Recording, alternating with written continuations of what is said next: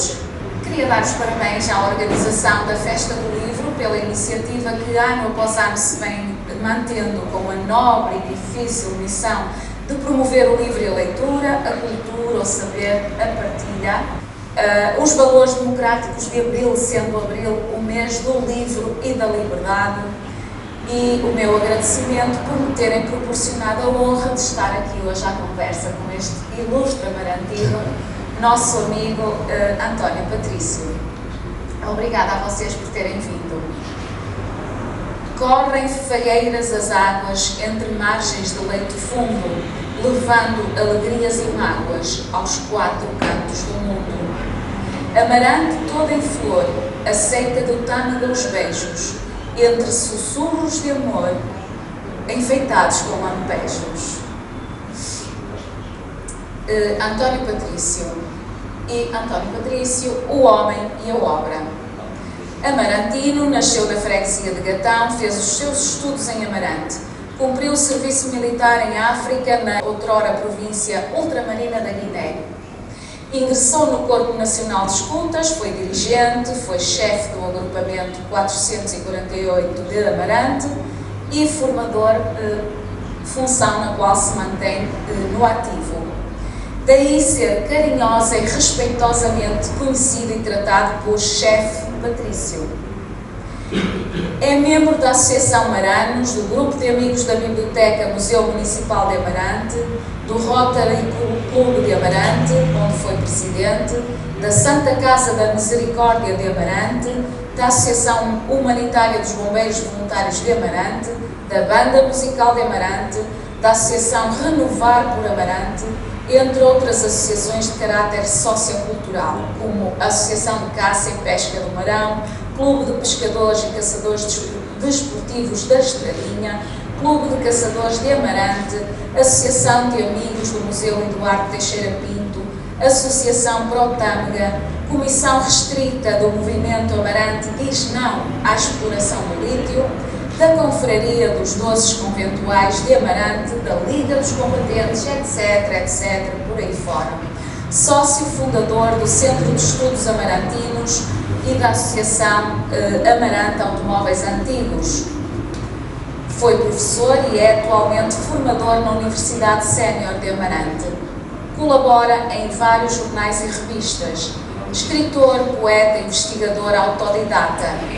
Desde 1997 publicou Caminhada por Montes e Vales, Pequena História de uma Casa Antiga Residência Paroquial, Gatão, O Fim da Estrada, Conto de Natal, O Relógio da Torre de São Gonçalo, Lendas de São Gonçalo e de Amarante, Quadras Brejeiras ao Doce de São Gonçalo, Entre Margens, Alminhas e Cruzeiros do Concelho de Amarante, Amarante, ruas e largos que mudaram de nome, Sons do Teu Silêncio, 50 poemas sem rima, Lágrimas Silenciosas.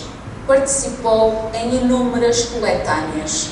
Participou em colóquios, conferências, tertúlias, encontros sobre história de Amarante e doçaria conventual, e por agora mais não vou dizer, porque estaríamos aqui até à hora do jantar com esta vida, com esta biografia de António Patrício.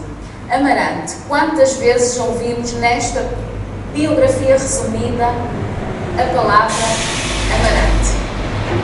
Caro António Patrício, considera que ser de Amarante, nascido, criado, habitante de Amarante, trouxe-lhe um acréscimo de responsabilidade nesta terra que parece amaldiçoada, entre aspas, no bom sentido, por poetas, escritores, artistas, investigadores, património, beleza natural, toda esta envolvência do vale, o mundo fechado de Agostina, as montanhas de Pascoais?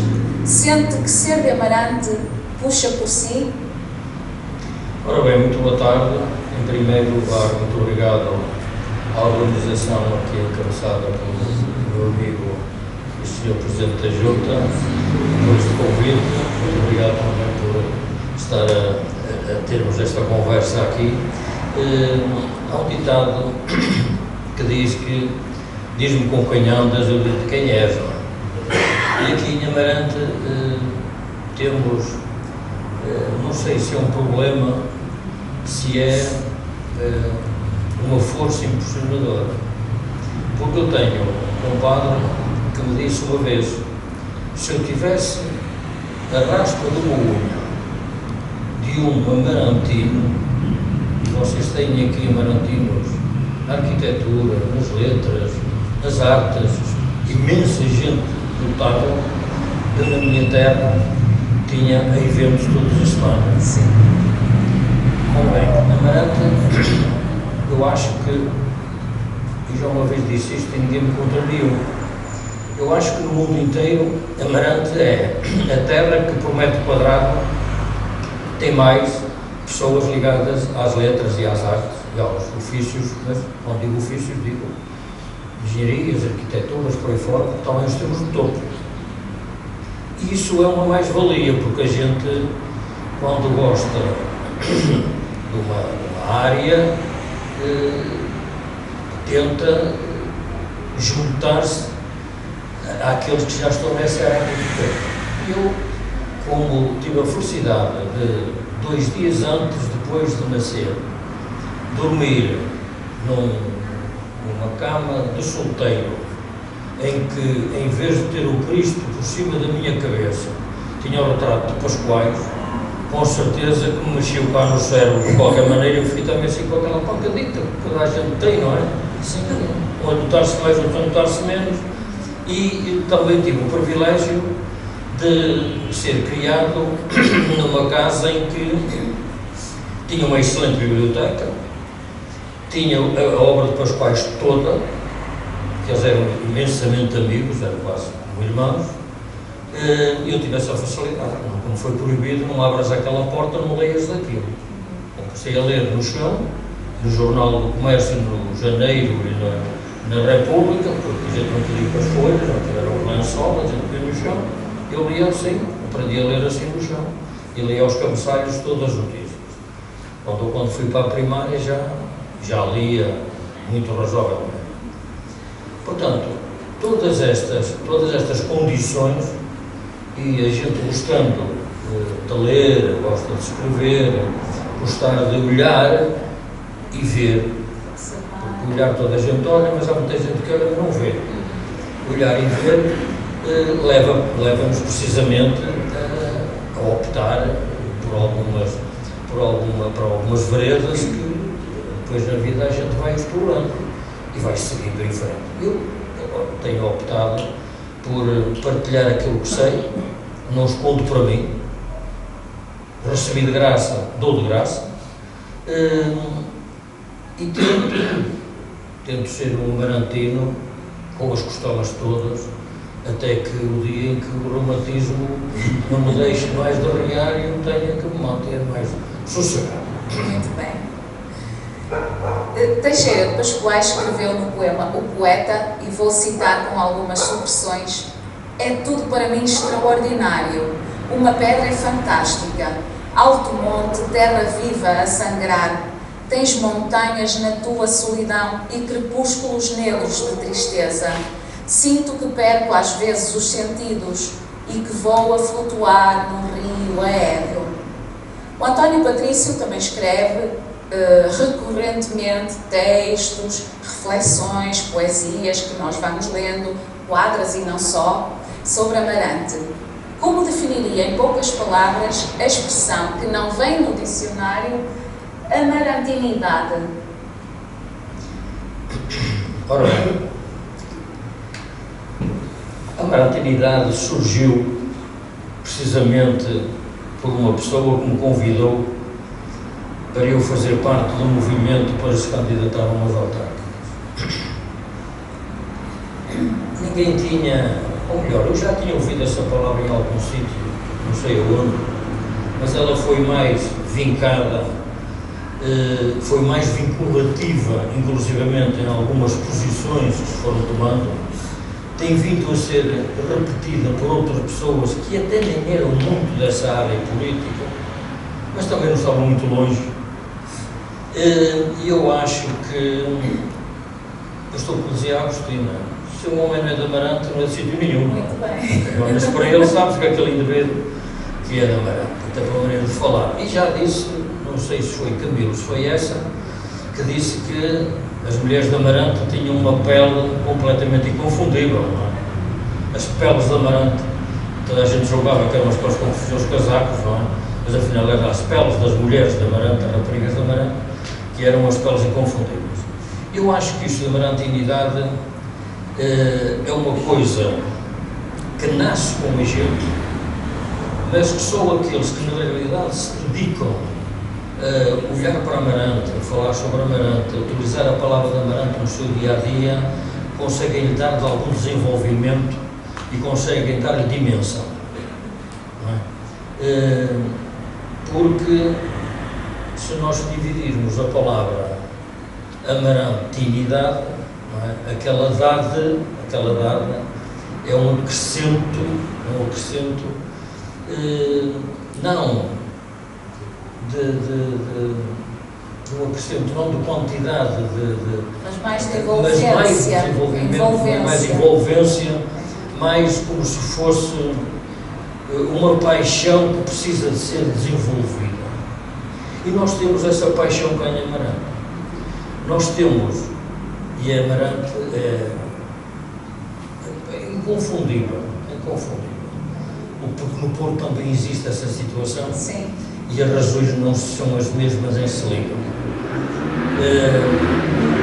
E esta vantagem, eu acho que após as invasões francesas, Amarante percebeu que tinha de ser só uma. E então, por muito estranho que pareça, a pessoa que é mandada à Amarante, na altura pelos governantes de Lisboa, começa com a reconstrução de Amarante, que não era Amarante, que era outro conceito, que eram dois conceitos até, que era Gestácio-Louva, e começou a reconstrução de Amarante precisamente fora de Amarante. O que quer isto dizer? Quer dizer que a partir daquele dia, aquele pedaço que era outro conceito fica ligada carnalmente, umbilicalmente, àquele bocadinho que estava do lado de cá de Tábua. Uma cidade dividida ao meio, que na altura não era uma cidade, era uma vila, que não tinha nada a ver uma coisa com a outra, ficaram no mesmo pacote. E isso é o que faz com que, ainda hoje eu penso assim, que os amarantinos, que antigamente se dizia do Ferreiro de Baixo, são muito mais aguerridos, são muito mais bairristas, são muito mais agarrados à palavra Amarante do que os propriamente os de cima do Ferreiro, que são Amarantes na essência e na sua essência. Sim. E porquê? Porque eu acho que aquela conquista, sem uma conquista de amor e de paz que houve dos de baixo para com os de cima, ficou de tal maneira cimentada que ainda hoje isso se nota. Não se esqueçam, eu vou dizer isto, e não quero que ninguém diga ui, como uma vez me disseram, antes de volta mesmo uma apresentação do trabalho, uma breve história que eu lá fiz. Estava tudo em silêncio como vocês estão, e eu disse uma coisa e teve uma menina que deu um salto na cadeira e disse ui! Eu não quero que vocês digam isso, mas vocês vão ficar a saber uma coisa: não se casavam os de ferro de baixo com os ferros de cima. E hoje está completamente vulgarizado, as paixões são mais que muitas, mas a evolução dos tempos faz isto. Portanto, voltando à amarantinidade, a amarantinidade é na realidade um estado de alma, e que, como tudo, tem que vir de dentro. Não pode ser o que se agora um casaco que apanhou o pó. Pode só ser tem que vir da respiração, tem que vir do pulsar do peito, senão acaba por se esvaziar com muitas outras palavras. E fica sem sentido. Como, por exemplo, felicidade. Ai, sou muito feliz. Como? Então, o senhor não tem emprego, o senhor vive mal, os seus filhos batem e é feliz. Como? Pronto, não vale a pena a gente pensar usar a palavra de forma tem que vir de dentro, tem que ter volume, tem que ter a expressão. Muito bem. Já nos falou aqui um bocadinho do seu tempo de nascimento. Como é que foi o seu tempo da infância em Amarante? Para ficarmos com um pequenino retrato de como era Amarante nessa altura. E se nessa altura também já lhe surgiu a paixão pela terra, pelo património local, pela investigação, pela escrita, se surgiu em criança ou se foi mais tarde? Como é que era ser uma criança em Amarante? Era muito bom. Era. Eu aqui, na semana passada, ali o nosso amigo presidente ouviu-me dizer que as crianças hoje nem são felizes, não sabem o que é jogar no meio da rua, para o pitolões e a gente sempre com a bola e com a baliza no meio da rua. Portanto, Amarante antigamente era como muitas outras terras em que as crianças andavam livremente por seus quatro cantos, faziam as suas asneiras, que é normal, mas eu tive o privilégio, também tive dois privilégios. Tive o privilégio de ter vivido e ter crescido sem saber o que era andar descalço. Eu andava-se com os porcaria, sem saber o que era ter as calças rotas, se tinha as calças rotas, eu queria andar descalço. E era precisamente esse retrato que eu gostaria de ouvir aqui, porque havia, não é? Porque andava... Nunca tive a sensação de que era passar fome. Mas via miséria em volta ou não? Agora, mudando para outra página, não para outra face da novela, para outra página. Sim. Convivi com crianças da minha idade, descalças, rotas, sujas, cheias de piolhos, que não sabiam o que era ter 2 refeições por dia, que os pais, às vezes, nem refeições tinham. E dentro desta sala está a gente que sabe que isto é verdade. Vivia-se muito mal. E eu nunca na minha vida, nem os meus pais, nem mais nenhuma pessoa que me envolvia, que me envolveu no meu crescimento, me proibiram de brincar com este, com aquele, com o outro, ou de ir à casa dele comer uma maçã, ou ele vir à minha casa comer um pão ou qualquer coisa. Era uma felicidade inocente. Era uma vida completamente diferente. Era um crescimento mais completo.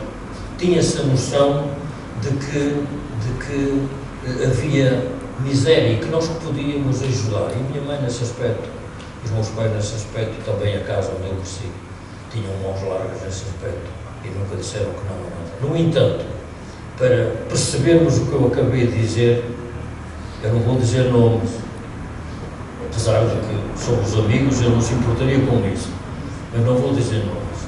Aqui há uns tempos, eu levei um carro a um amigo para lhe dar um arranjo e ele foi dar a volta com o carro e tal, e no fim virou-se para mim e disse: se tu soubesses a raiva que eu tinha de ti por tu teres carro e eu não ter,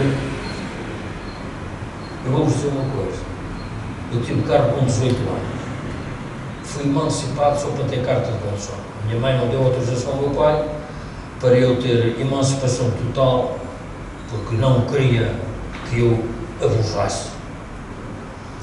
E eu disse-lhe: olha, minha mãe, ela também não sabia as verdades todas, coitada. Eu disse: olha, minha mãe, vai gastar 2 dinheiros. Vai gastar 2 dinheiros. A minha mãe era assim, hein? Vai gastar 2 dinheiros, vai gastar 2 emancipações. Fui ao registro civil, o pai emancipação para a carta de condução. Passado 3 meses ou 2 meses, eu recebo a carta em casa, me apresentando na escola secundária para ir ocupar o lugar de professor provisório de oficina de eletricidade de Sevilharia. E a carta, comecei a rir. Disse: mas estás-te a rir? Eu disse: não, é para agora vai gastar o segundo dinheiro de emancipação. Porquê? É que eu vou dar horas para a escola secundária. E fui o primeiro professor, o primeiro finalista a ser professor na escola secundária do Amarante. Eu dei aulas a colegas meus.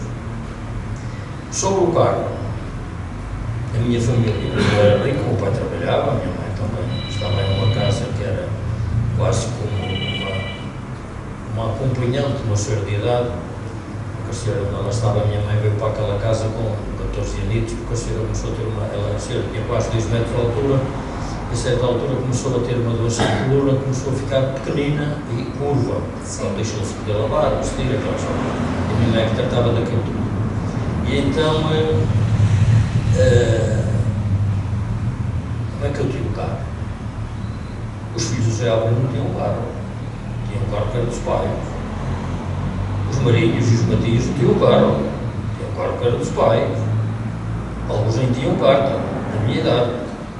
Havia muita gente burguesa com muito mais rendimentos que os meus pais que tínhamos carro.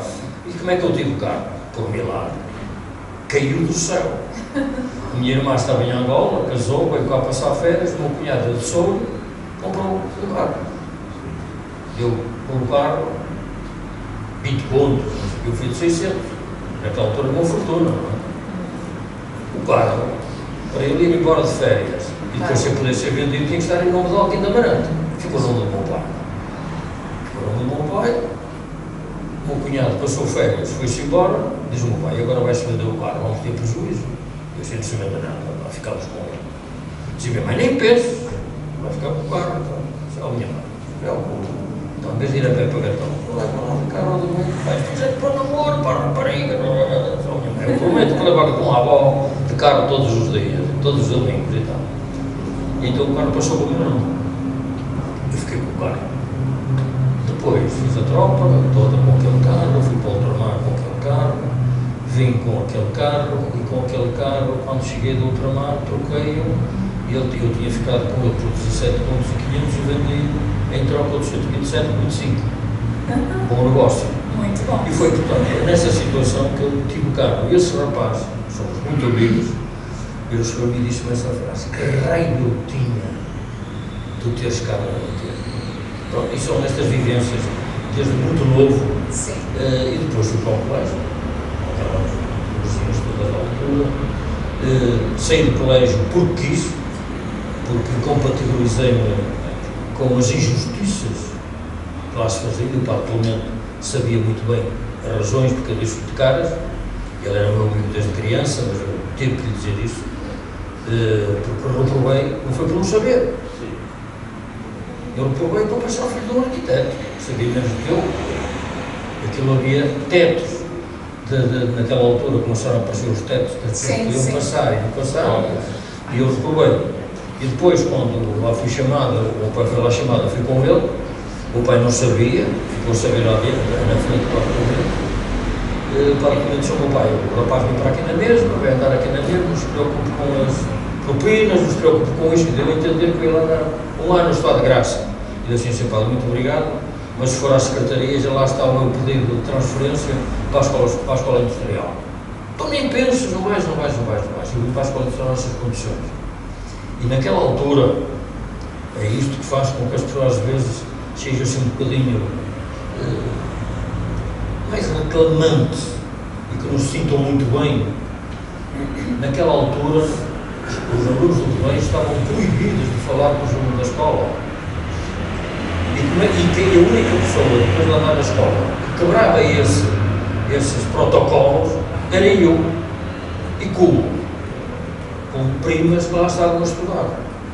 E uma delas, que se chamava Manuela, que ainda se chama, felizmente, que era muito gordinha, eu ganhei imensas apostas de cerveja no Café do Pedro, porque ela vinha com a prima ali, com a Rosinha, ou com a Regina, ou coisa no género, do colégio para cima, e eu estava com os meus amigos, digo assim, vou dar um beijo a uma rapariga, não sabiam quem era, vou dar um beijo a uma rapariga do colégio, apostamos 5 cervejas. E digo assim, vai ser naquela gordinha com ela vai enterrar 2 latadas na cara, não sei o que é, ela já estava combinada, eu ia provar só para a sala de ela, chegava lá, dava assim um beijo a fugir, ela pintava o diabo, não é? Eu ganhava as apostas no café bar. Portanto, são estas vivências com pessoas de uma certa classe social e com outras, que fazem a gente crescer dentro de uma perspectiva de vida muito diferente. Sim. E também tendo a capacidade de ter amigos dos dois lados. Com certeza. Ter amigos dos dois lados e que a gente ainda hoje os conserva, não é? Ainda hoje conserva esses amigos. Sim, senhor. Muito mais enriquecedor e dá-nos uma perspectiva do que era Amarante e o Portugal no tempo do Estado Novo. É um bocado complicado. É, no num tempo de opressão, da ditadura. Já que falou nisso, Anabela, só uma aqui, um preâmbulozinho neste aspecto. Quem não tivesse um espírito interventivo, quem se acomodasse, quem pensasse que o mundo era todo assim e se fechasse numa caixa relativamente cómoda, no estado novo até se via bem. Pois. O problema não era esse. O problema era quando nós começávamos a perceber que os vencimentos eram aqueles que os patrões queriam. Que uma professora para casar tinha que pedir autorização ao Estado e fazer juramentos que não cabiam na cabeça de ninguém. Quando eu fui para o meu primeiro emprego público, tive que dizer e jurar que não era comunista, nem estava ligado a nenhuma força tratada da extrema-esquerda. Que as mulheres não tinham direito ao voto. Que os sindicatos que existiam, porque existiam alguns, ou viviam num silêncio de 4 paredes e que não saíam dali para fora, que eram vigiados, e aqueles que tinham alguma ação perante os trabalhadores eram controlados pelo próprio Estado. Portanto, todas estas coisas, quando se começa a perceber e quando se começa a atingir uma certa instabilidade emocional, começa a questionar. E eu tive essa facilidade, li muito, li tudo. Eu li da esquerda, da direita, de cima, de baixo, dos gordos, dos magros, dos feios, dos bonitos. Da religião católica, de outras religiões, questionei, tinha 2 tias freiras, falava com elas à vontadíssima, pedi-me o privilégio de crescer e ser imensamente amigo do Padre Moraes, que apesar de ser uma pessoa de situação, era extremamente culto, tinha uma biblioteca forte, séria, e quando eu queria algum livro, diz, vai à biblioteca, vai dar assim uma parte de procura. Portanto, eu nunca tive amarras propriamente ditas. No entanto, sentia que estava controlado e que a minha voz não podia ser tão falada quanto isso. E quando a polícia veio para Amarante, a minha sorte de nunca ter sido preso, nem eu nem os meus amigos, era porque conhecia muito bem o Manel Polícia, que tinha como aluno direito à vila, o Manel Guerreiro direito à vila. Conhecia muito bem um polícia do Marco, porque tinha andado por lá nas minhas tardes de domingo a fazer uns peões no Fiat 600 e com mais 2 ou 3 amigos, que 2 até casaram lá. Eu não casei porque não calhou. Tinha outro senhor que se chamava Coelho, que era de Vilachar, que era extremamente meu amigo e comíamos de vez em quando assim uns bolos, um pão de lã, uns bolos reis com champanhes. Portanto, havia toda uma envolvência de amizade, porque aquelas brincadeiras que a gente tinha nas meias laranjas da ponte, até às 11 horas ou meia-noite, ou à hora meia-noite, com 7, 10, 12 ou 15 indivíduos, não é? E eles viam, nunca disseram dispersar, eles sabiam o que estava a acontecer, dispersar, vão para lá e vão para lá. No entanto, muito levemente, porque não estava metido nesses movimentos, a corpo inteiro, participava, fui também um dos primeiros artistas aqui da Amarante, depois cada um foi para a tropa, aquilo acabou quase por desaparecer, no tempo do Silveira, inclusivamente, do corredor, e dos filhos do Eduardo Fonseca. Aquelas reuniões que a gente tinha, mas que também não estava a 100%, quero-vos dizer uma coisa. Há cá um homem em Amarante que era 100% da situação. Merece o nome da rua que tem. Merecia muito mais, porque enquanto ele foi presidente da Câmara da Amarante, e foi no alguns anos, que caiu no 25 de Abril, esse homem, para além de ter mandato da Câmara Municipal extraordinário, com caminhos, escolas, por aí fora, teve uma vantagem sobre todos os presidentes da Câmara da Amarante, que era esta: nunca ninguém foi preso no tempo dele pela PIDE em Amarante. A PIDE chegava a Amarante e era recebida na empresa, no gabinete. Entravam, cumprimentavam-no, e ele dizia: gostei muito de os ver, e o almoço é em tal parte, assim assim. Nem entravam em Amarante. E quando os rapazes mais velhos que eu doutor Pinheiro, do Arquinho, se todos os extrema-esquerda dessa altura começaram a fazer umas reuniões pelas aldeias, à Xuxa Calada, um dia qualquer foram chamados à Câmara. E ele na Câmara disse-lhes isto: isto é preciso um homem ser inteiro. E hoje há muito pouca gente assim. Disse-lhes isto: não vou dizer para vocês se calarem, mas vou dizer-vos: falai baixinho, porque a vossa voz está a ser ouvida em Lisboa. Ninguém foi preso, nenhum jovem foi preso. E se alguns em Amarante fugiram à tropa, a gente diz chamaram-os fugir à tropa, emigrar para a França, para a Alemanha, para a Suíça, foi precisamente por estarem tão enraizados em alguns partidos políticos que não eram aceitos de forma nenhuma naquele regime, e tiveram mesmo que ir como se fossem para a tropa, eram presos com mais gente. Não tiveram oportunidade de responder aqui e arranjar oportunidade de responder lá. Portanto, fizeram isso. Esse homem que eu falei agora chamava-se José Álvaro. Era um homem inteiro, o maior empregador da zona, e fez isso e ninguém foi preso pela PIDE. Nunca nenhum homem da PIDE entrou na Câmara Municipal de Amarante. E quando a Escola Industrial de Amarante veio para Amarante, o diretor era o Batista Martins, foi muitíssimo meu amigo. Chatearam-se uma vez, e eu sei porque é que se chatearam-se pelos políticos. O que é certo é que eu, como aluno, ex-aluno do colégio e aluno da escola, tive uma reunião com o diretor da escola e disse: isto não pode continuar a acontecer, esta divergência entre Câmara e colégio. E que tu queres fazer? Quero fazer um campeonato de handball e de voleibol com o colégio, para começarmos a relacionar-nos. E depois eu vou dizer ao seu diretor outra coisa que vamos fazer. Falamos de professor de ginástica, na altura do colégio era o Braga, já tinha sido ao Matias, falou-se, fizeram-se os campeonatos, ora de um lado, ora do outro, dos jogos, e quando estamos a chegar ao fim do ano, eu fui ter com ele e disse: e agora, Sr. Diretor, vamos fazer uma exposição dos trabalhos dos alunos da Escola Industrial de Amarante. De oficinas, de eletricidade, de oficinas de serraria e de labores das meninas.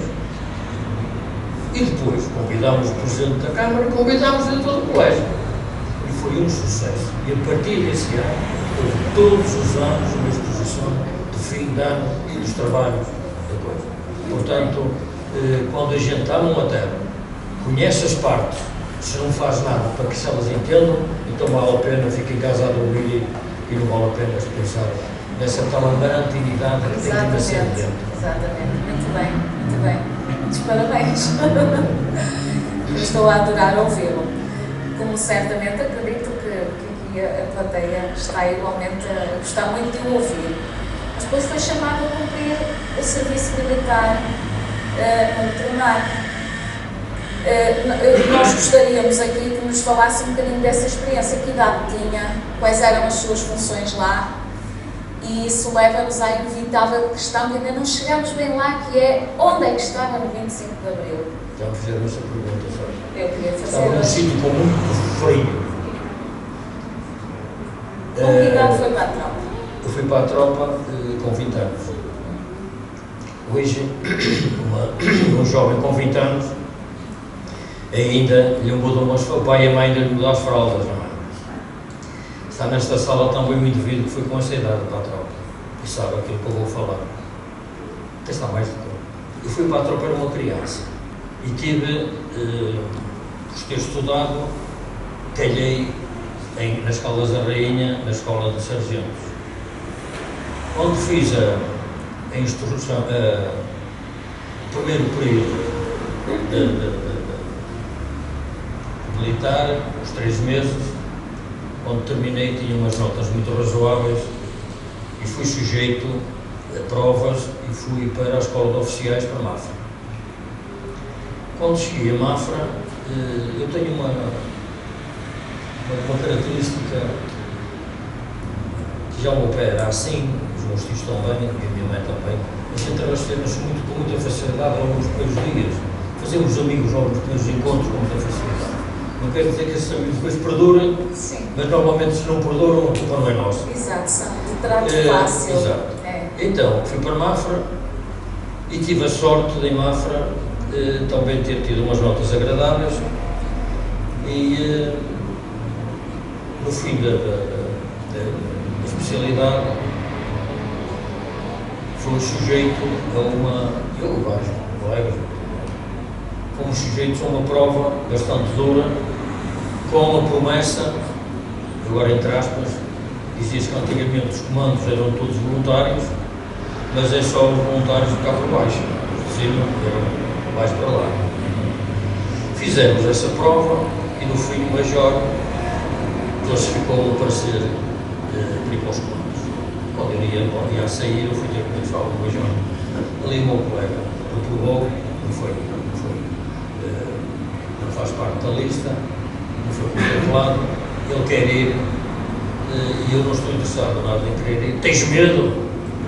O militar, tens medo? Eu disse, não me falo nessa palavra porque eu não sei o que isso é. Eu não quero ir por causa da minha mãe. Em Amarante têm morrido imensos militares. Não se esqueçam que em Amarante, na Guerra Mundial, morreram 50 e muitos militares. E alguns comandos. Os militares, a minha mãe tem uma aversão impossível aos comandos, e se ela sabe que eu vou para os comandos, ela ataca. Não me interessa isso para nada. Assim, pronto, está bem. Que eu lhe garanto uma coisa: quando amanhã o senhor a entrar no seu gabinete, vai lá ter um papel a dizer risco fulano. Obrigou-me a gastar 25 tostões, que era uma fortuna, numa chamada telefónica com o meu pai. Meu pai, faço-te assim, falo com o fulano, porque ele diz, ei pai, a tua mãe sabe, estamos para nada. Eu pai, já é, pá, vai lá. Pronto, e coisa solucionou-se.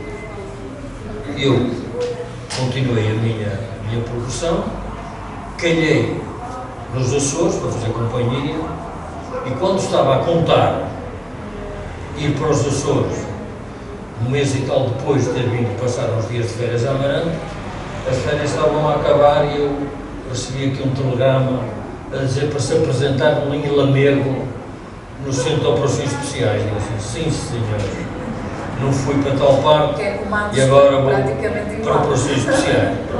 Mas fui para Operações Especiais. Já como oficial a coisa era mais leve e tal. Apesar de que podia ter acontecido uma situação mais chata, mas pronto, gosto do ofício. Aquilo passou bem, e eu fui para os Açores fazer companhia.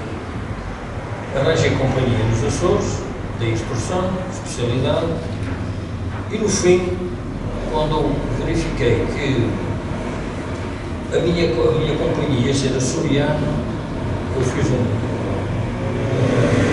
retrospectiva do meu na tropa e disse, vais bater com as costas na Guiné. Portanto, como vais bater com as costas na Guiné e esta companhia vai para a Guiné, porque normalmente para onde os açorianos gostam daquelas companhias independentes, porque eles eram aguerridos, eram indivíduos que aguentavam o banhador, não eram assim fáceis de pagar, rudes, assim, um bocado animalescos em algumas situações. Eu comecei a preparar uns 10 ou 12 elementos com uma instrução diferente. Quando precisava de alguma coisa chamava-os a eles, quando precisava de que eles tomassem nota de umas pegadas que a gente tinha marcado, chamava-os a eles, dei-lhes uma instrução diferente do bocadinho.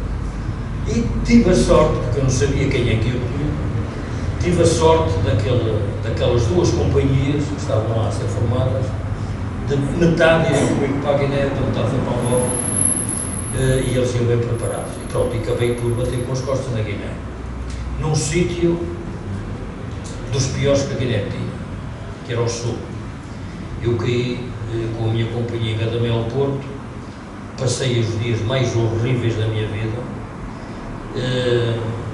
porque tive lá uma situação complicadíssima, do abandono de um apartamento, que vieram todos para o meu quartel, depois tiveram que ser evacuados, o mandado foi preso, um pouco a vergonha, e depois começámos a ser flagelados, dia após dia, noite após noite, com 600 e tal flagelações por dia, que não é nada, que não é como bem esparruçados, uma coisa muito singela. E quando os paraquedistas chegaram ao meu quartel para nos deitar a mão, mandados por Spínola, uma semana mais ou menos depois da situação começar a aquecer, nós já tínhamos quase 40 feridos e 16 ou 17 mortos. Eu não gosto muito de falar nisso, mas pronto, mas é a realidade. É a realidade. Eu também fui ferido lá, também estive 40 dias no hospital, mas quando verifiquei que a minha situação estava relativamente razoável, comecei a saber que o quartel começou a ser flagelado, eu exigi ser montado para o quartel. Fui de muletas, não fui de maca, mas fui de muletas para o quartel.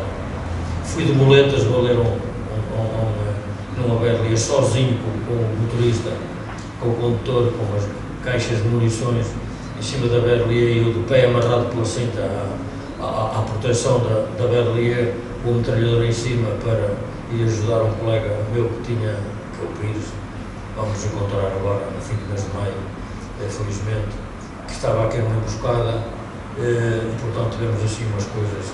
Foi difícil, contas barbáricas, que parece quase um filme da guerra do Vietnã, mas se há guerra e filme que eu tenho visto, o mais parecido com o Vietnã foi a Guiné, e em algumas situações muito piores. Foi difícil.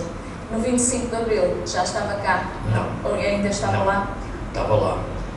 Depois dessas situações todas, de flagelações, e mortos, e feridos, e fome, muitas mais coisas, estávamos tão debilitados que o Spínola mandou render-nos e determinou, durante um mês, a ser distribuída a cada militar da minha companhia uma lata de compota de fruta da África do Sul, das grandes, uma lata dessas para nos reabilitarmos e ficarmos com algumas carnes.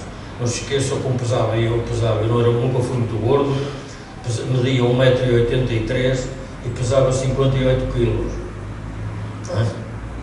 Vejam lá como é que era o meu físico naquela altura. A única coisa que me valia, a mim e a mais outros colegas, é que a gente não estava parado.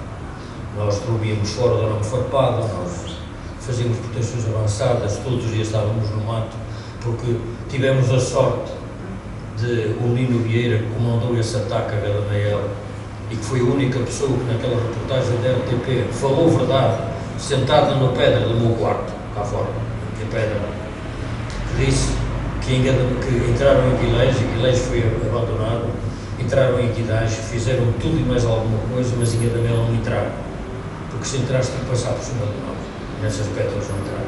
No entanto, fomos mudados para Bissassa, que eu julgava que era um paraíso, e era um sítio paradisíaco.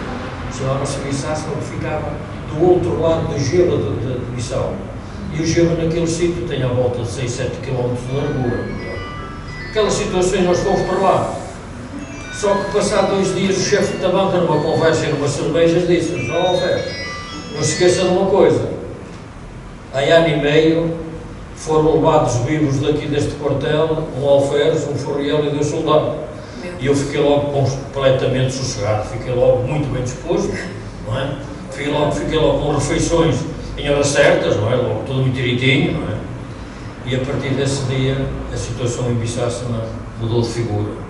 Eles estavam habituados a entrar a qualquer hora do dia e da noite, começaram a entrar até às 6 horas da tarde. A partir das 6 horas da tarde fechava-se, porque eu tinha 2 mil e tal nativos no meu quartel, na tabanca, fechavam-se as portas, montava-se vigilância e todos os dias tínhamos 25 homens a fazer um percurso na mata de Bissassa até ao Rondãozinho, a grande mata de Cajueiros, a bater aquela zona toda até eu ir embora em setembro de 74. Eu fiquei lá até setembro de 74. Houve colegas meus e barcos que foram depois de 25 de Abril abastecer o serviço e ir embora outra vez, e a gente ficava lá porque conhecíamos a terra e, portanto, podíamos ser os últimos a vir embora. Foi duro, foi muito, eu normalmente não gosto de dizer quente, passei sempre muito frio lá naquelas terras, deixei lá amigos, o chefe também, quando avisasse, não tinha os filhos na casa pia a estudar, e nunca mais voltaram, souberam que voltaram por esposo ao pai, não é? Que depois a sangria foi imensa, a seguir ao 25 de Abril, que foi uma coisa horrível, e nós nunca mais tivemos poder, depois de sairmos, nunca mais tivemos poder sobre a mentalidade daquele povo por uma coisa muito engraçada. Eu vou dizer-vos, vou explicar-vos isto. A Guiné entra em guerra e aquilo tem 20 e não sei quantas etnias. Se entrar em guerra 2 ou 3 etnias por chão, por ocupação de chão, aquelas pessoas que passam fome têm sempre quem lhes dê de comer nas outras etnias. Não há problemas. Têm dificuldades naquele sítio, mas vão comer outro lado. E safam-se. E são as únicas pessoas que ainda hoje, Moçambique também está a acontecer isso, choram com os portugueses. Porquê? Porque eles com os portugueses têm uma vida dura, é verdade, dura trabalho, com vencimentos péssimos, com situações de trabalho horríveis, com abusos de todos os géneros e feitios, físicos e psicológicos, mas não passavam fome. Tinham o mínimo de assistência médica possível. O meu quartel, a minha escola, o pequeno quartel, estava mais bem mobilada e com melhor material que a da minha mulher aqui em Figueiró ou em Baía, onde ela estava a dar aulas. Eu não me faltava nada dentro daquela escola. Tinha tudo. Tinha cadernos, tinha luzes, tinha lápis, tinha bolachas, tinha as balanças, tinha os pesos, tinha os litros, tinha tudo. E professores capacitados. Não é qualquer coisa. Portanto, estão a ver isto. Quer dizer, aquilo que era sustentável à vida, tinham. Fome dificilmente passava. Depois a Constituição complicou-se. Os interesses. E depois houve uma coisa na Guiné muito complicada. É que o presidente Nino Vieira era da etnia mais pequena guineense. Ele era da etnia papel. E a etnia papel sem missão é que há. E aquilo foi um golpe duro, um golpe ruim. Porque enquanto houve a guerra da independência, aquela guerra de guerrilha, de mato, essa coisa não se sobrepõe, essa coisa não vem à tona. Mas quando a coisa se pacifica, e eu, que tenho meia dúzia de gatos pingados à minha volta, vou mandar naquela imensidão de gente, de etnias completamente de pensamento diferente do meu, complicado. E verificou-se que aquilo deu muita complicação, houve uma paz duradoura, sempre muito mal equilibrada, e ainda hoje, essas grandes tendências que lá há, de droga, de canais, de tudo e mais alguma coisa que é mau, é precisamente por causa de não se entenderem etnicamente. As etnias têm muito peso, o pensamento é muito diferente, muito diferenciado, e portanto há essa dificuldade. E desde o 25 de Abril eu estava em Missassa. Estava em Missassa, e como é que eu soube do 25 de Abril? Eu soube do 25 de Abril pela Maria Torra, que era um braço da Rádio Moscou que fala a verdade. A gente ouvia essa rádio, já ouvia cá em Amarante, a Rádio Moscou no tempo de criança, com aquele subterfúgio que se punha um copo de água em cima do rádio e as autoridades não descobriam que nós estávamos a ouvir aquela emissora, não é? Como se fosse possível. Pronto.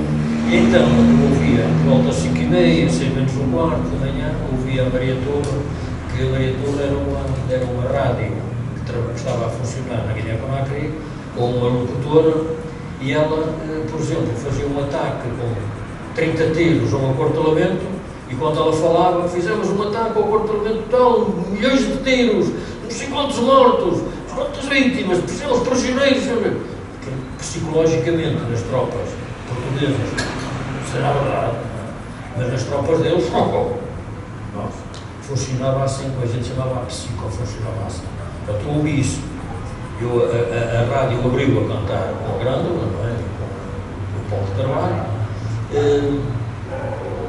aqueles sinais, e a gente ouviu aquilo, fiquei assim, ouvi tudo, eu dormia só em cuecas, não é? Pus no pé, cossi o chinelo, foi por causa do frio, fui a correr ao quarto ao meu lado, ao quarto do Cunha que estava comigo. Para esta situação assim já nos foi. Fizemos uma reunião e ele disse: o quartel está em prevenção, não está cá ninguém dentro nem sai, enquanto não houver ordem superior.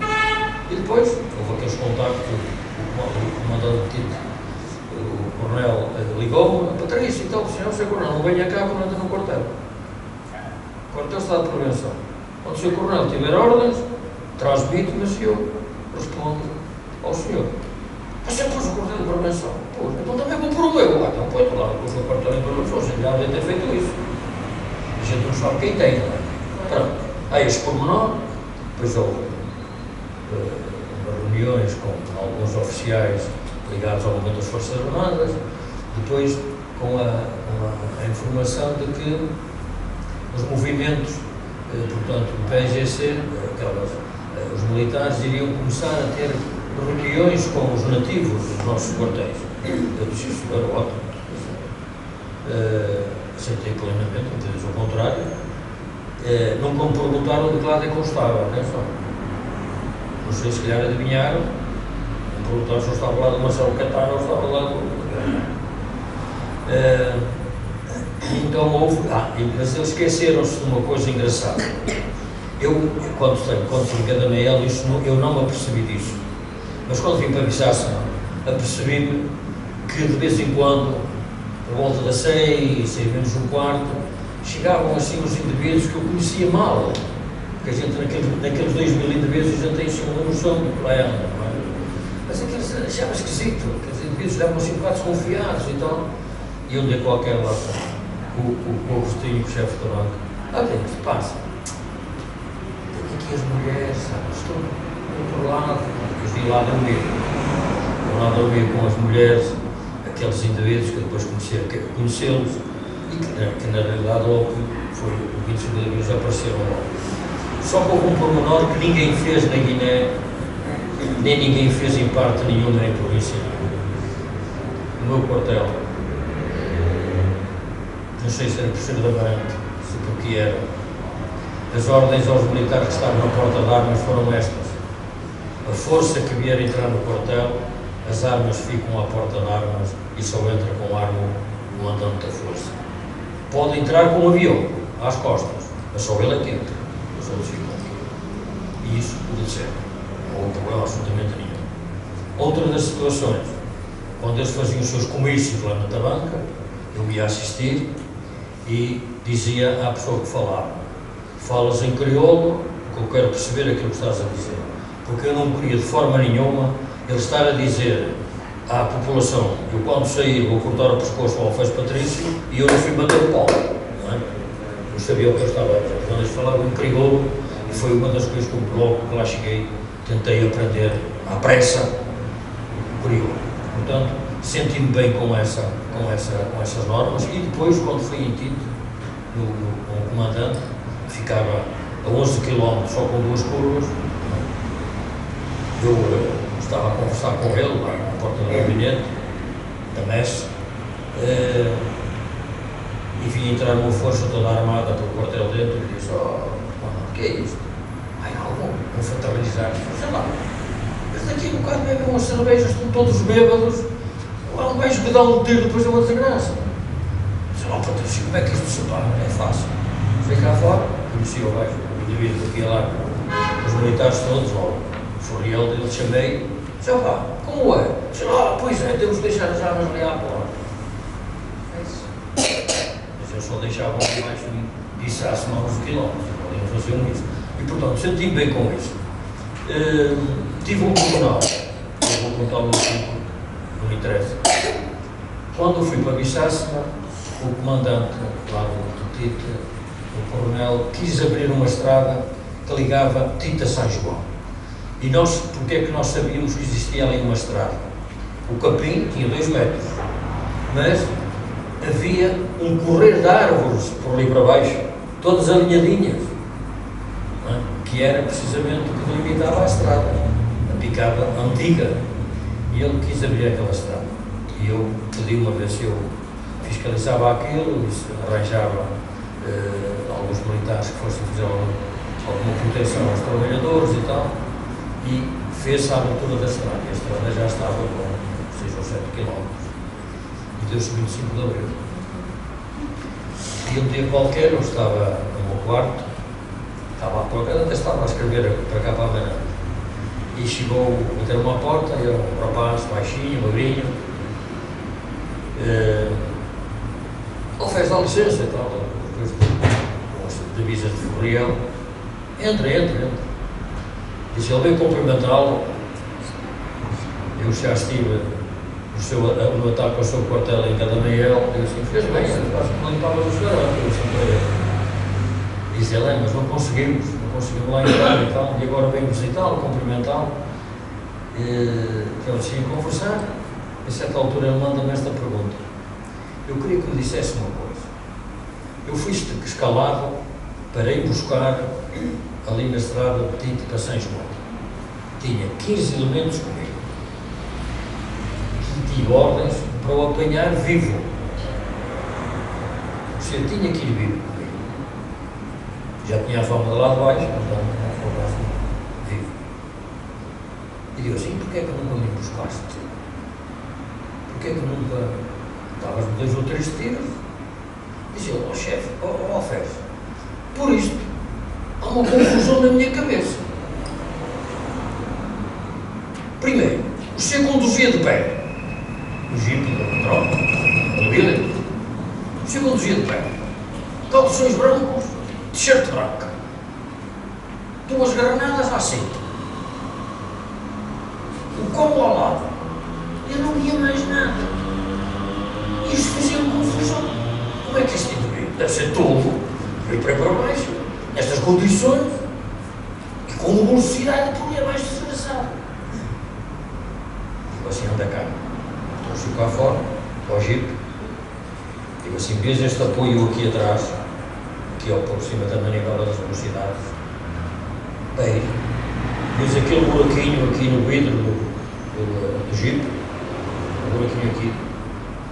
Vejo, agora anda cá outra vez, no meio, ao lado do meu quarto, vês aquela que lá está, tem 2.000 na cinta.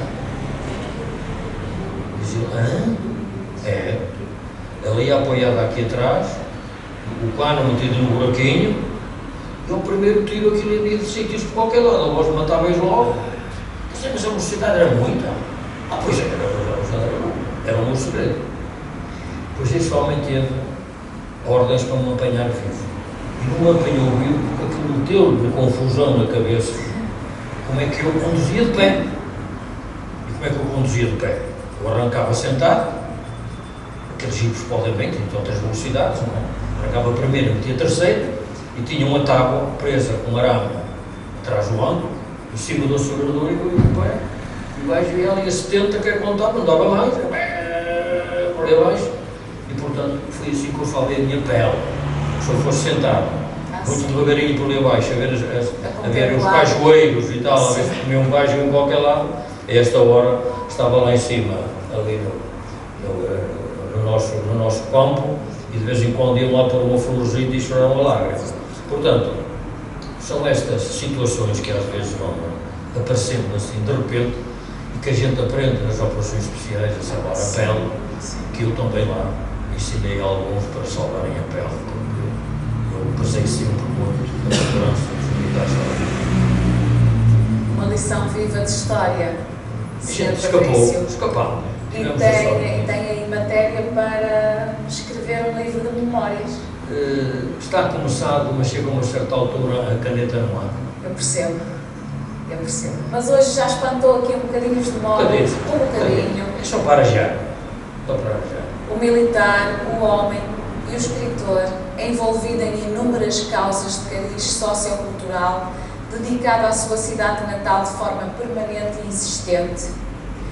Por que é que considera importante insistir nesse trabalho de preservação da memória e da identidade local através dos seus livros? Todas as artes que se comprometem a manter vivo o seu passado, devem fazê-lo com paixão, devem fazê-lo a 100%. E essa particularidade que eu tenho realizada no corpo, não sei se foi por andar tantas vezes metido na água no rio sem saber nadar, que hoje não sei nadar, ter caído não sei quantas vezes ao rio das Guigas e nunca ter morrido afogado. O que é certo é que devemos defender o nosso passado, porque se nós não tivermos passado, o futuro nos faz por presente. Eu, quando em conversa, a três falas, disse isto: nós somos felizes por chegarmos a uma certa idade, começarmos a ser velhos, e temos o privilégio que mais nenhum animal tem, que é o de assistir à nossa decadência. Ter consciência Da nossa decadência. Eu, por exemplo, se calhar, se esta entrevista fosse feita há 20 anos, já tinha descojado as pernas mais de uma dúzia de vezes. Não é? Porque não estava bem assento, não estava com as costas bem consoadas. Hoje estou aqui nestas 4 horas nesta posição e nem mexo as pernas.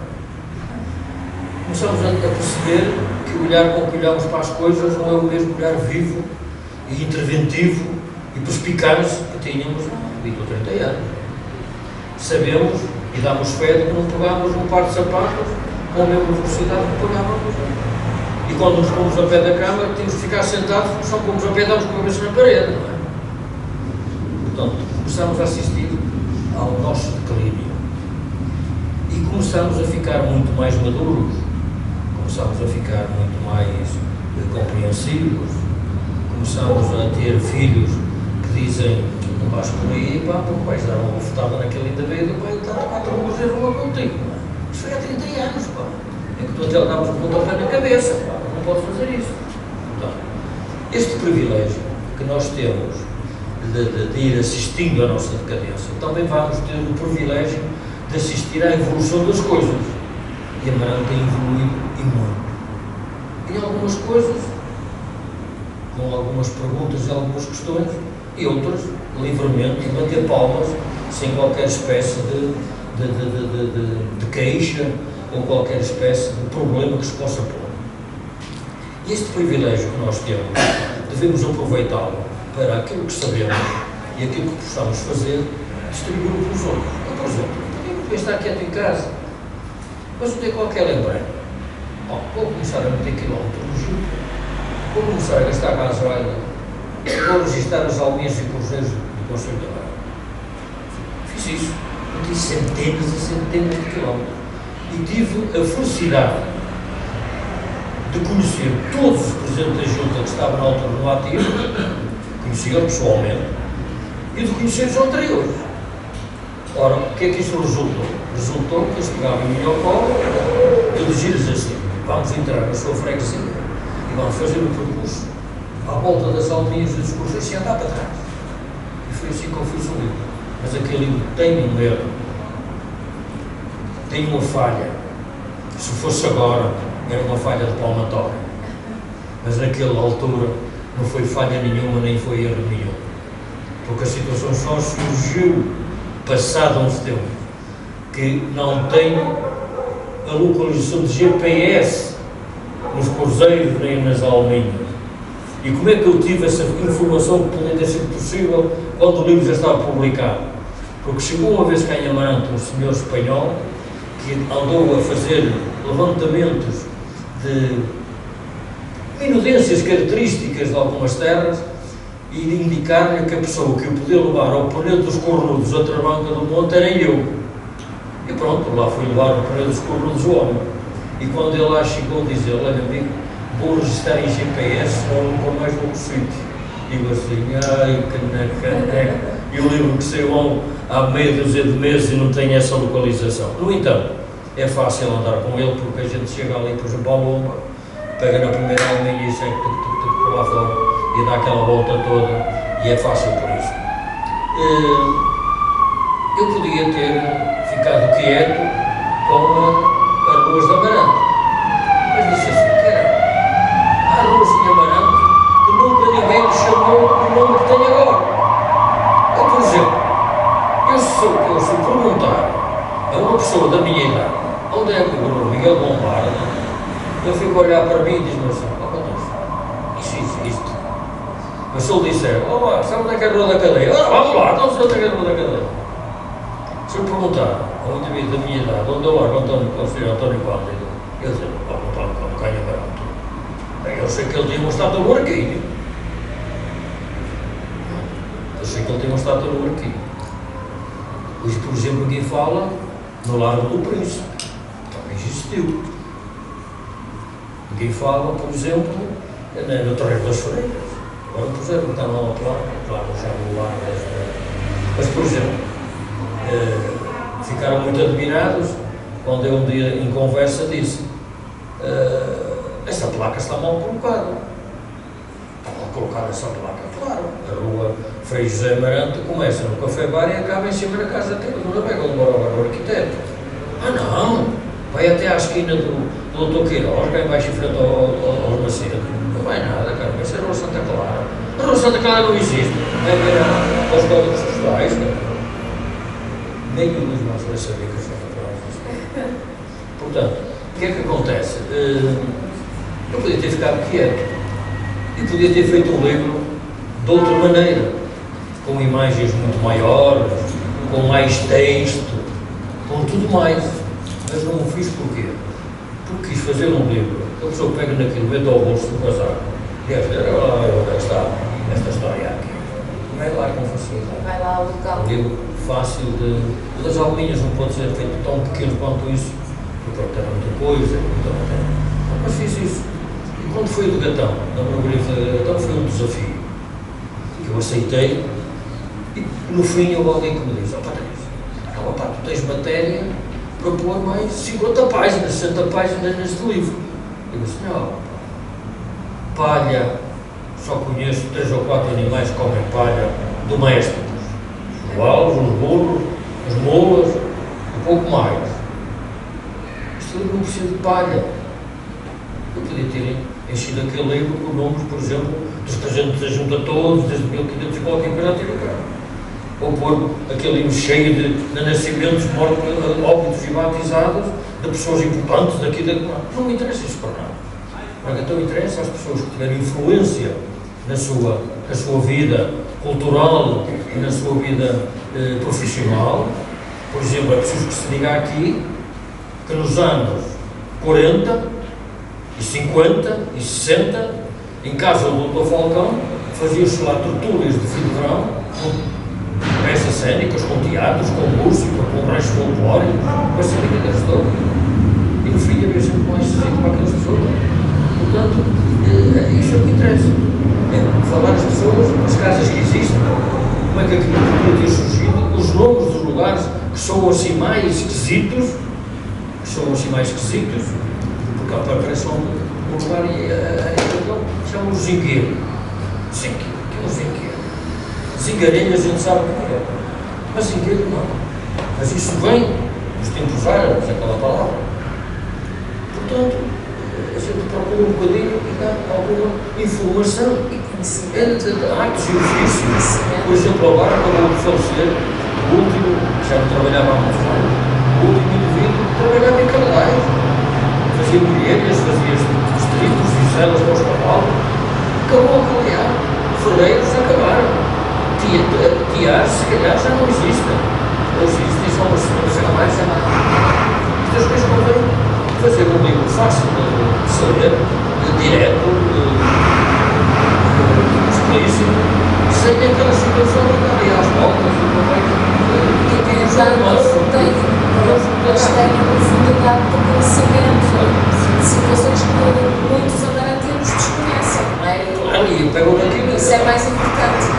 trabalho fez isto, fez aquilo, falou assim, falou assim.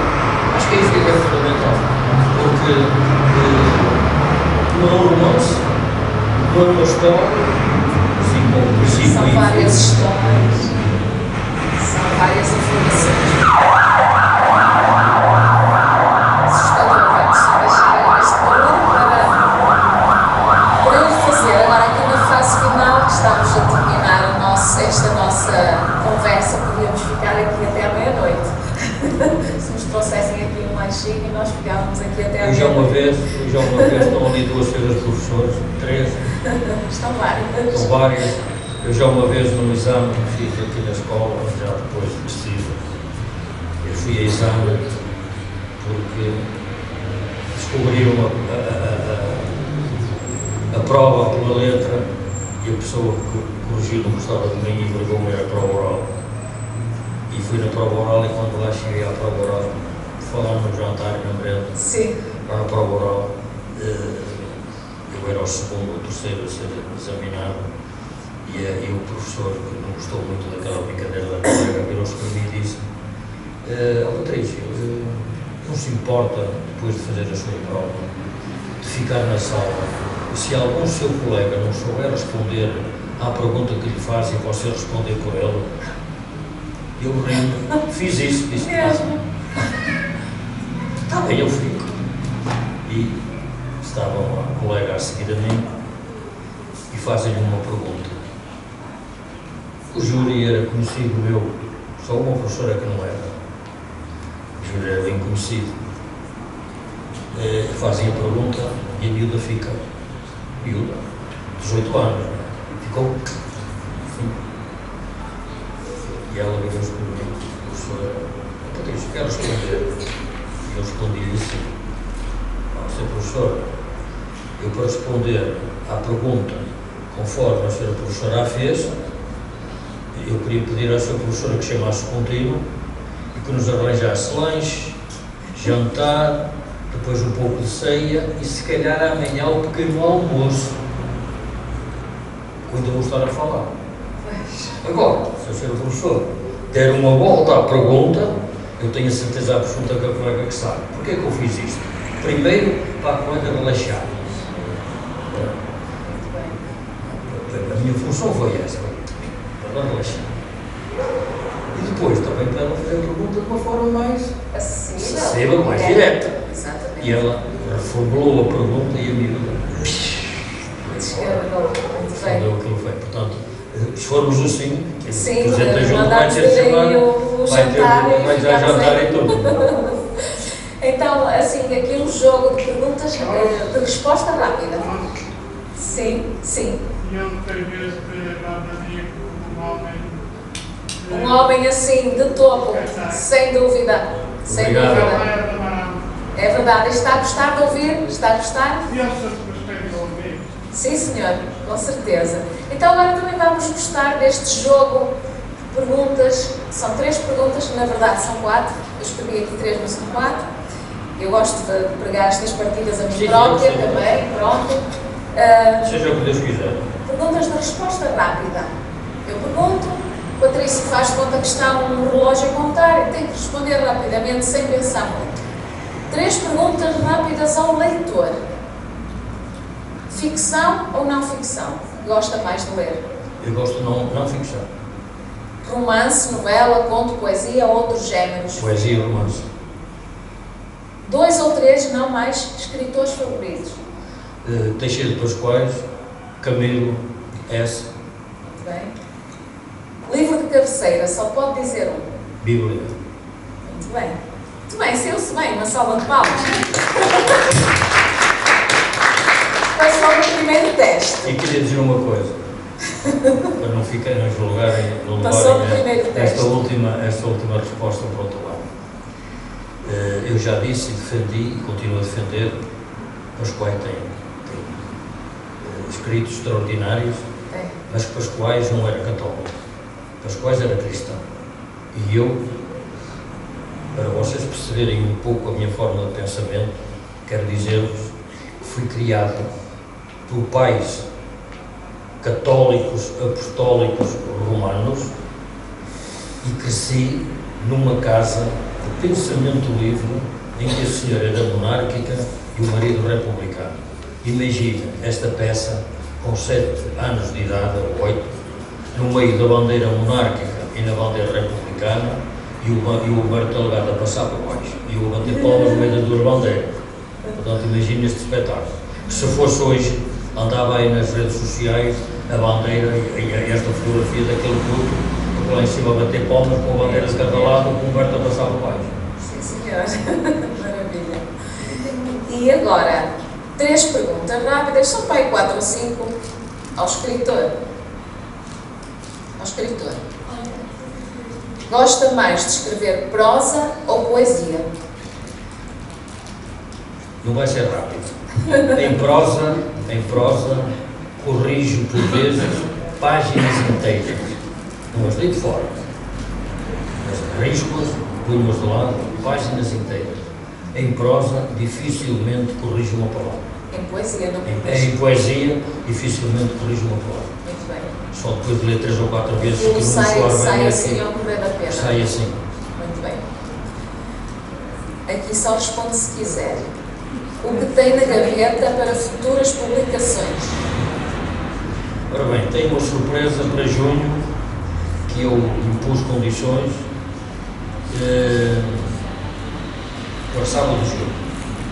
E para o fim do ano, lá para novembro, talvez, uma vez que eu tenho o livro de poesia que foi lançado quando foi o Prémio Teixeira de Pascoais. O Prémio Teixeira de Pascoais tem um pormenor que é obrigatório o livro que é apresentado ao Prémio Teixeira de Pascoais ter sido publicado no ano anterior. Sim.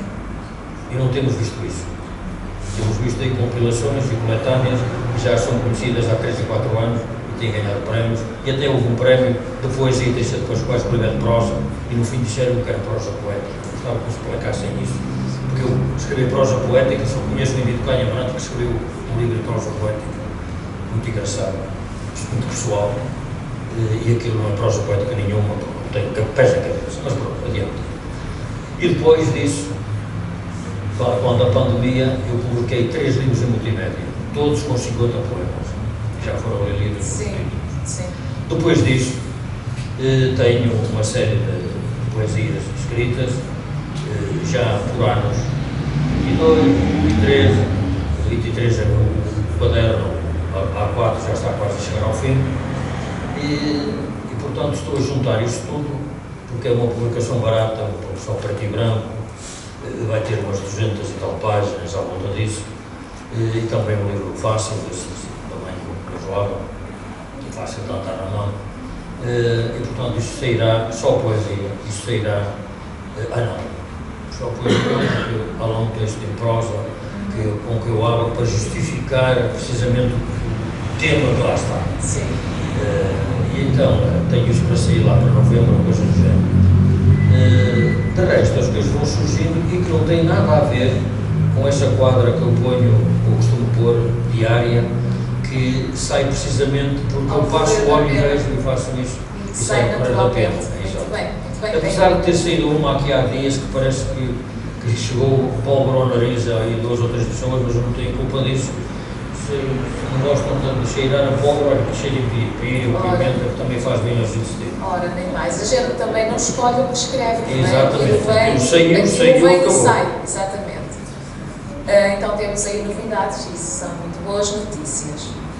Qual foi o livro mais difícil de escrever para o António Patrício? Que eu escrevi o que é mais difícil. Que escreveu mais difícil, ou porque lhe deu mais trabalho, ou mais preocupação, ou não tinha, ou a inspiração não vinha. Os textos mais difíceis, ou melhor, não são mais difíceis, são mais trabalhosos e ocupam mais tempo, porque eu tenho uma particularidade, eu só escrevo na cama. Eu não escrevo em cima da mesinha, da escrivaninha, nem escrevo em cima dos joelhos, eu escrevo na cama. Chego à cama, à hora que vou deitar, sento-me, encostado à cabeceira, com a almofada nas costas e escrevo nessa altura. E isto traz-me algumas complicações, porque alguns textos que eu tenho obrigam a pesquisa, a andar ali, a investigar por aqui, a cheirar por lá, a ir ao sítio, a ver se é verdade, se não é. depois a perguntar a um amigo que sabe mais do que eu, se aquilo está dentro daqueles parâmetros, são esses mais difíceis, mais trabalhosos, porque obrigam a um trabalho intelectual e de campo. E depois que não tem que ser apontado, não se pode ficar na memória. Trabalho de campo com pesquisa, registro. E depois que tem que se andar para a frente e para trás, tem que se pôr notas, tem que... Se vocês verem, depois quando sair em junho, que vai ter de ser em junho, vocês vão ver o trabalho com aquilo. Sim, e falta pouco tempo e nós vamos ficar à espera. Que conselho daria a um aspirante a escritor? Exatamente o que me disseram a mim. Escreve sempre, nunca deites nada fora, fica com os rascunhos todos e lê muito. A base da gente escrever alguma coisa, eu não sou uma pessoa que escreve bem, nem que escreve muito bem, vou escrevendo, mas a base é a leitura. E ler-se pessoas que se gostam. Ler-se tudo, mas ler-se mais aqueles que a gente se sinta bem. Que a gente acha que aquilo vive mais connosco. Por exemplo, eu tinha 15 anos quando li o primeiro Padre Amaro. E aqui há tempos lembrei-me, e já o li 3 ou 4 vezes. Eu tinha 12 ou 13 anos quando li essa Adia Serras, li Camilo muito. E por essa minha paixão, por exemplo, do Camilo, foi que aqui há uns anos houve uma atividade dos escuteiros que teve o nome Caminhar Com. E então levámos os escuteiros mais velhos, ainda 2 ou 3 jovens, mas foi só uma experiência, a caminhar 15, 20, 30, 40, 50 quilómetros, com pais e amigos. Caminhámos com o Camilo, caminhámos com os Pascoais, caminhámos com a Cássio Lima, caminhámos com o Abade Sazente. Portanto, porquê? Porque a leitura leva-nos para baneiros, não é? E para esses sacrifícios, às vezes também. E que achei muita piada quando foi caminhar com o Teixeira de Pascoais. Começámos aqui em Pascoais, passámos aqui por Amarante, subimos ali para o Alvário até à Lomba, descemos a Padronelo e depois foi sempre a subir até a Travanca do Monte. E no fim houve uma pessoa, até de boa constituição física, que me disse: Patrício, você põe aqui dificuldade média. Isto, cuidado, mas te fez subir estes quilómetros todos. Eu disse ao meu amigo: a técnica disto é esta. É como aquela de um frango para 2. Um não gosta, o outro comeu o frango inteiro. Em estatística, comeu 50% de cada um. Meio frango cada um. E aqui é na mesma, vocês desceram até Barante, subiram ao Lomba, desceram até Padronelo, e depois subiram. Portanto, entre as subidas e descidas, é média. É uma caminhada média. E foram muito proveitosas. A caminhada com o Camilo, começamos ali a anunciar a Vila Poupa da Guiar, por baixo do Castelo da Guiar, fomos pelo Coro do Lobo e fomos até passamos o Forcego, fomos até, como é que chama, Ribeiro de Pedro, fizemos aquilo 2 dias, o Presidente da Junta foi espetacular, ainda apagámos um incêndio pelo caminho, quando os bombeiros chegaram, o incêndio já estava apagado, a população deu-nos uma grande merenda lá no seio da população, arroz, vinho, salto de lixo, não falta nada, não tivemos estas particularidades. E fizemos com a Cássio Lino, o caminhar com a Cássio Lino, que tenho gravado na memória momentos inesquecíveis por parte da família da Cássio Lino, com uma noite extraordinária na casa da Cássio Lino, na piscinazinha em baixo, que promoveu-se lá e que marcaram positivamente, muito positivamente os escuteiros e as pessoas também participaram disso. Maravilhoso, porque a leitura e o gosto pela leitura, pela cultura, pela escrita está sempre presente no António Patrício. Pronto, o que é que eu poderei dizer mais? Eu tenho aqui uma questão para terminar e agradecer-lhe a pessoa que é, a presença que tem e o dar-se que se dá. Queria pedir-lhe que deixasse umas palavras, uma mensagem incluindo a mim, aos seus amigos leitores. A mensagem é esta. Vivam cada dia da vossa vida como se fosse o último. E tenham na vossa mente que aquilo que fazem aos outros, se vocês aceitassem, que fosse feito a vocês próprios. Eu nunca tratei nenhum meu semelhante, nem os meus pais, nem os meus filhos, de uma forma que aquilo que eu lhes fizesse não gostasse que me fizessem a mim. E, como somos amarantinos, que temos a sorte de ter este rio e este santo na nossa vida, que pensemos primeiro em Amarante, depois nas nossas amizades e depois nos partidos políticos. Eu acho que assim temos uma vida feliz e temos um Amarante a ir para a frente, sem quesilhas, sem aqueles pormenores que no fim de contas só servem para arranjar aborrecimentos a este e àquele e a ferir-nos no nosso interior. Portanto, sejamos sinceros, sejamos nós próprios e não façamos aos outros nunca aquilo que não gostasse que fizéssemos a nós. E outra coisa, e que a gente receba dos outros em dobro daquilo que fizemos.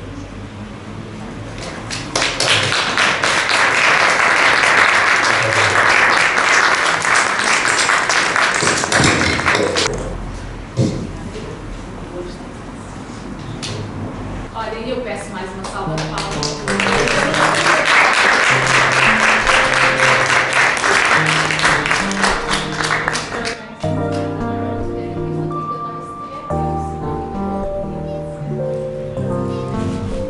This is